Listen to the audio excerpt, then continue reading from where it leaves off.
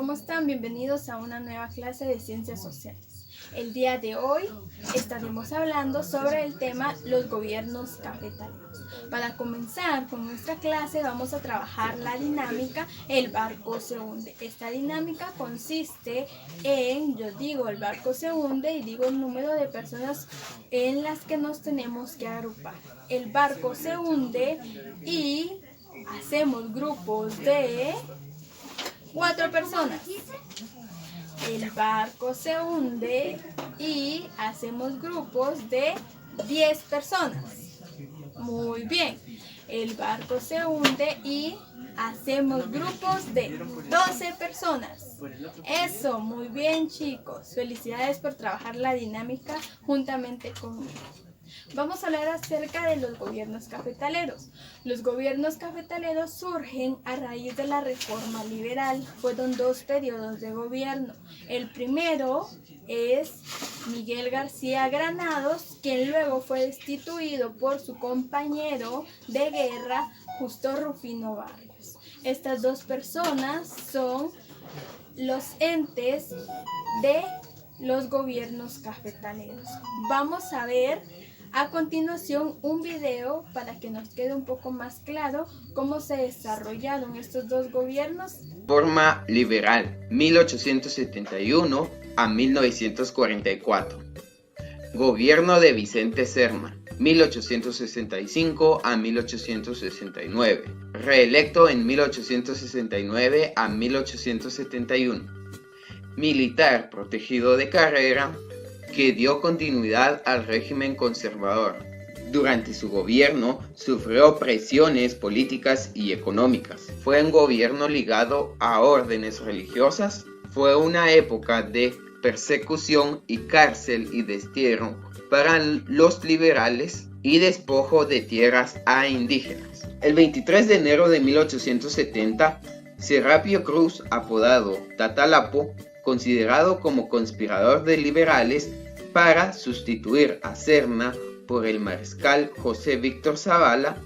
Por lo sucedido, Tatalapo fue decapitado y la cabeza freída en aceite y luego fue paseada en triunfo en las calles de la ciudad de Guatemala. En 1871, Serna es derrotado en Totonicapán, 23 de junio, y en San Lucas, Zacatepeques, 28 de junio. Durante este suceso abandonó la presidencia. 23 de septiembre de 1871.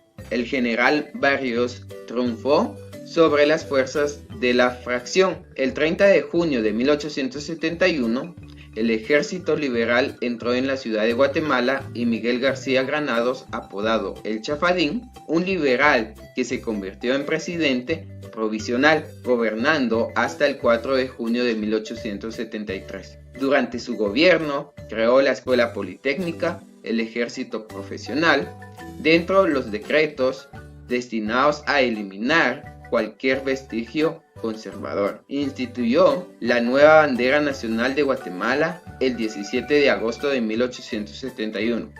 Posteriormente se autorizó la creación del actual escudo de armas de Guatemala, donde aparece el quetzal como símbolo de libertad. Antes de 1871, la economía guatemalteca se había basado en cultivos o actividades que no exigían mucha mano de obra, como el de la cochinilla. Pero al ser desplazada la grana de los mercados internacionales, el nuevo cultivo que se desarrolló fue el café. Exigió para su producción de muchos obreros. El problema se resolvió reinstaurando sistemas de contratación propios de la época colonial. Así pues, el mérito innegable del adelantado en transportes, especialmente el ferroviario, y el de la creación de una moderna red de servicios públicos, se vieron opacados por el establecimiento de prácticas casi esclavistas con dicho reglamento. Justo Rufino Barrios, 1873 a 1885. Durante su gobierno dio paso a la primera dictadura liberal. Creó leyes e instituciones. Entre los mayores logros es convertir la educación en pública en toda la nación. Aprovechó los conventos para tomarlos como escuelas. fomentó la ley de inmigración, trabajo rural forzado, el reglamento de jornaleros, decreto 177, y entre otros. La Constitución de 1879. Barrios convocó a una Asamblea Nacional Constituyente para emitir una nueva Constitución. La Constitución finalmente fue emitida en 1879 y el documento final sirvió para satisfacer las necesidades del presidente Justo Rufino Barrios. José María Orantes fue nombrado presidente interino el 23 de junio de 1882.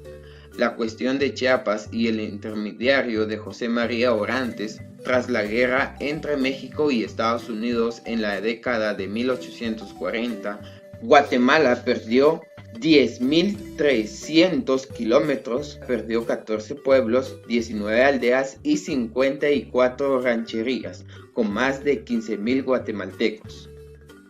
Libre y soberana, tuvieron que pasar varios sucesos. E incluso, gracias a esos sucesos, es que contamos con la actual bandera e himno nacional. Todo esto gracias a la Revolución Liberal, que dio inicios en el año 1871. Fue uno de los procesos revolucionarios más conocidos e importantes para Guatemala, causando grandes cambios.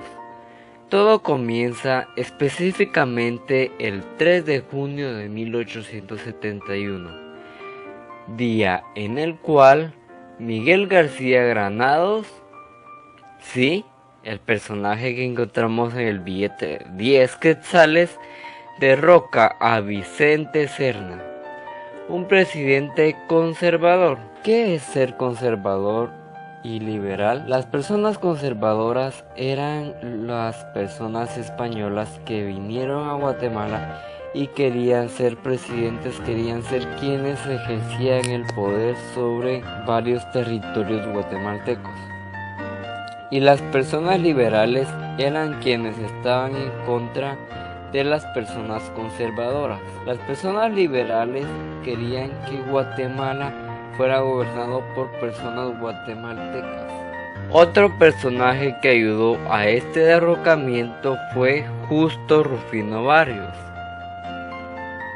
Sí, el del billete de 5 quetzales.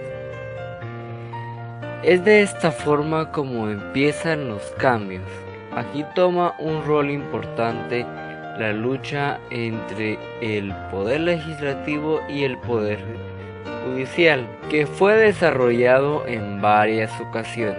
De esta forma se da la independencia de Centroamérica, siendo antes una unión.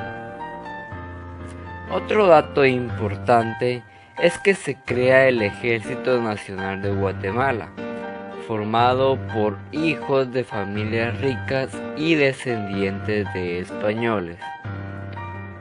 Lo que estos querían era controlar las rebeliones, protestas y manifestaciones de la población en general. De la misma forma se abre la Escuela Politécnica para la formación de oficiales del ejército. Por estos cambios, la educación pública llega a ser gratuita y laica. Se crean los 3 poderes del Estado. El poder ejecutivo conformado por el presidente, Policía Nacional Civil y por el Ejército Nacional de Guatemala. El poder legislativo conformado por el Congreso de la República y el poder judicial conformado por juzgados y Corte Suprema de la Justicia. Durante el gobierno liberal de Miguel García Granados se estableció la bandera de Guatemala con sus hermosos colores, dejando así el escudo de armas donde aparece el quetzal como signo de libertad. Varios personajes aportaron para que Guatemala sea libre de nuevo.